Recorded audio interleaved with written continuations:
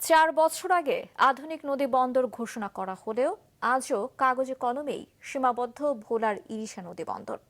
নেই আধুনিক অবকাঠামো সুবিধা। এতে দুর্ভোগ পোহাচ্ছেন হাজারো যাত্রী। হামিদুর রহমান হাসিবের তথ্য এবং ছবিতে ডেস্ক রিপোর্ট। ভোলা থেকে রাজধানী সহ সারা দেশের সঙ্গে যোগাযোগের প্রধান মাধ্যম নৌপথ।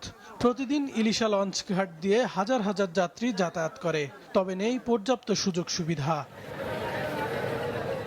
2022 সালের ডিসেম্বরে ইলিশাকে নদীবন্দর ঘোষণা করে বিআইডব্লিউটিএ, কিন্তু এখনো নেই পর্যাপ্ত পন্টুন, যাত্রী ছাউনি, নিরাপদ ওঠানামার ব্যবস্থা।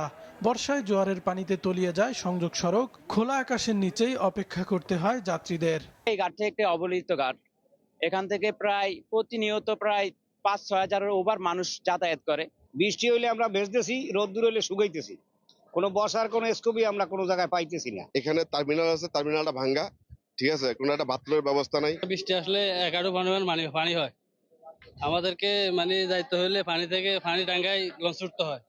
যাত্রীদের অভিযোগ, নিয়মিত টিকিটের টাকা নেওয়া হলেও সেই অনুপাতে মিলছে না সেবা। অন্যদিকে পর্যাপ্ত পন্টুন না থাকায় রাজস্ব আদায়েও সমস্যার কথা বলছেন ঘাট সংশ্লিষ্টরা। পল্টনের ছানি নাই, সিঁড়ি ঠিক নাই, লোকজন যাতায়াত করতে পারে না, ওয়াশরুমে যাইতে পারে না। এটার জন্য তো আমরা ইজারা নিয়ে তো আমরা বিপদে আছি। আমরা যাত্রীরা তো আমাদেরকে হয়রানি করে। যাত্রী নামাইতে গেলে আপনার অনেক একটা লঞ্চের উপর দিয়ে নামাইতে হয়, জায়গা পাওয়া যায় না।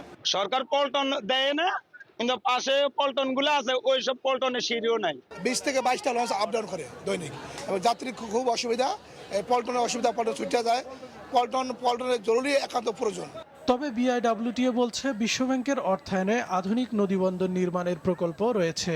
জমি অধিগ্রহণ শেষ হলেই শুরু হবে বাস্তবায়নের কাজ। ইতিমধ্যে ওয়ার্ল্ড ব্যাংকের একটা প্রজেক্ট আমাদের চলমান রয়েছে।